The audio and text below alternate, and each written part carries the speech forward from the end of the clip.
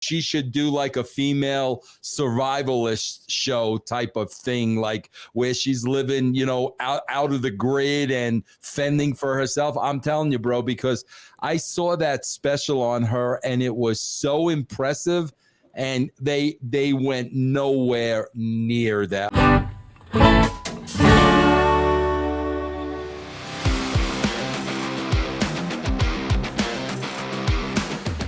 What's going on, everybody? Dr. Chris Featherstone here for yet another episode of The Wrestling Outlaws. I'm here with former WCW World Heavyweight Champion. Look at him, man. Look, he's got the chest, like he's got the Vader pose going on, man, with the chest all puffed up.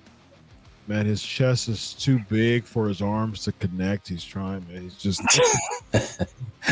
former WCW World Heavyweight Champion Vince Russo, and former TNA World Heavyweight Champion and future NWA World's Heavyweight Champion. Next week, yeah, he is the Ethan Carlson Carter the third. See my hit on Fox News? I did not see it yet, man. I didn't see it yet because I was so busy, but apparently, yeah, they love me. Nice. They love me. They love me at the Fox News. They love me. Oh, man, can you imagine the amount of people I trigger if I get a spot on Fox News? Ooh, man, you'll be canceled. Oh. You'll be canceled by wrestling fans. Making a bunch of money. Indeed. How was the experience, man? It was actually cool. Nice. So it was not in studio, but I went to a studios in Louisville where they had the monitor set up and like the whole deal, and I just could hear Tyrus interviewing through this little earpiece that was very like low, so I can barely hear the questions. But then I was just riffing, brother. Nice. Shooting from the hip, like we do here. From the hip, yes, indeed. Good segue. I just walked off of a killer match with a young Kerry Morton here at the World's Vampire Tour. So we're in the NWA locker room.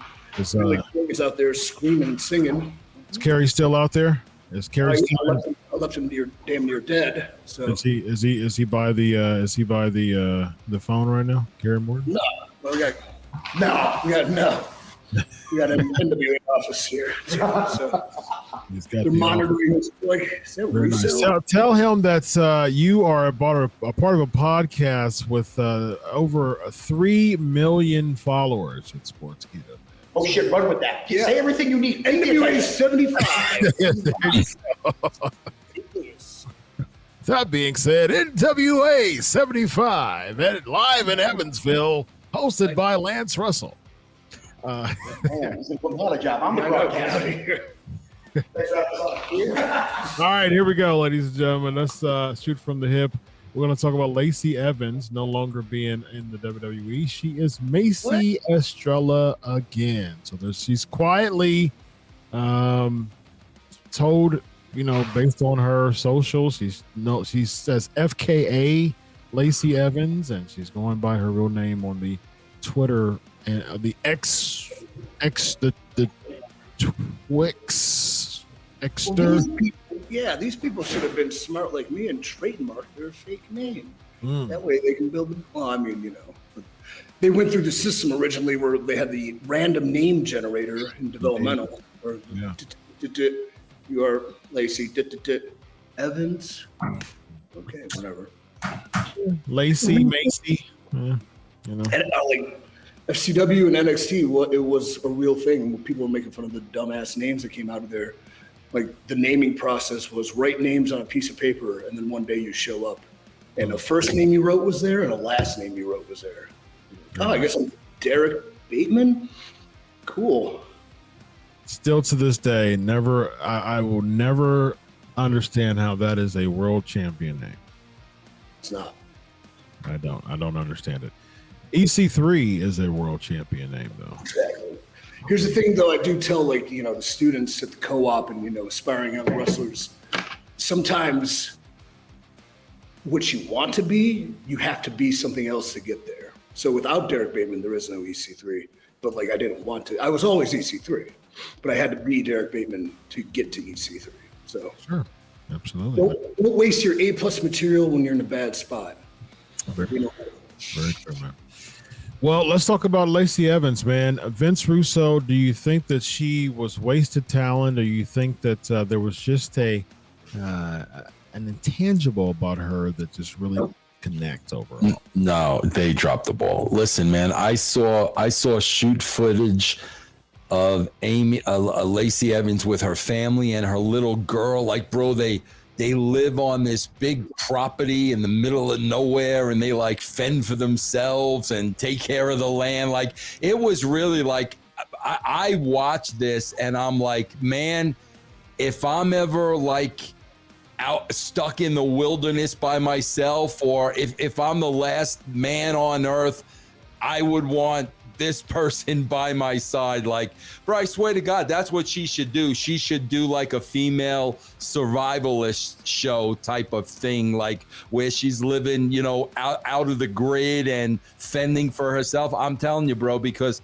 I saw that special on her and it was so impressive.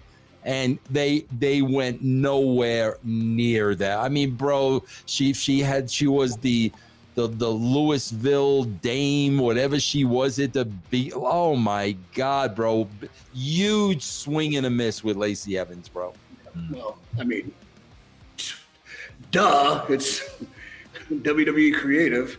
No, what I really liked what she did was, you know, I'm a big history buff, so like the pin-up World War II kind of model stuff. You know, when she came in as a character, her theme song on NXT absolutely drove me crazy. I remember demanding it be turned off because we kept playing it on repeat in the gym filming something. I damn near had a seizure. She's cool, living on the land's cool. Her husband's got big ears, you know, but wasted opportunity for sure. Yeah, with Lacey Evans, though, I know Vince, you don't watch SmackDown episodes from a weekly standpoint, other than keeping track with them on the socials, but the fans just weren't into her though, and that's the thing. Like, they tried, like WWE tried, you know, gimmick after gimmick with her. Like they tried the whole like for real shoot military. I mean, military gal that's here to defend the country, and she was having her promos every week. She came out, she was doing the salute. People started cheering, and then I think she faced another baby face, or she was in the Royal Rumble or something. Yeah, I think that she was in a Royal Rumble, and you know how the Royal Rumble, everybody's for themselves, but she was just getting booed, man, and that really caused, again, that type of effect that the fans were like, "Ooh, okay, this is." We're going somewhere here by booing Lacey Evans. It's like became the thing to do. Yeah. And then after that, Savage, booing her again, man. So it just, I mean, WWE tried a few times, man, but the fans just weren't connecting with her for some reason. But by try, it is contrive something inauthentic and not real to the person, as opposed to, Right. dare I say, getting to know who a talent is and who they really are. Like when Vince talks about her survival skills, that is who she is, and it's super intriguing and endearing. If you force feed people gimmicks that are stupid and not the reality of the person portraying them, they'll never get over, and that's why 90% of people aren't over.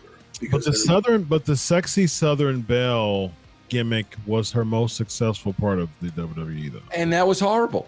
So what does that say, bro? What does that say? It does say that it's unfortunate, but they tried the shoot like military gal thing. Nah, but bro, listen, bro, I told you, man, they live in the middle of nowhere. They fend for themselves. They grow their own food and all this and that thing.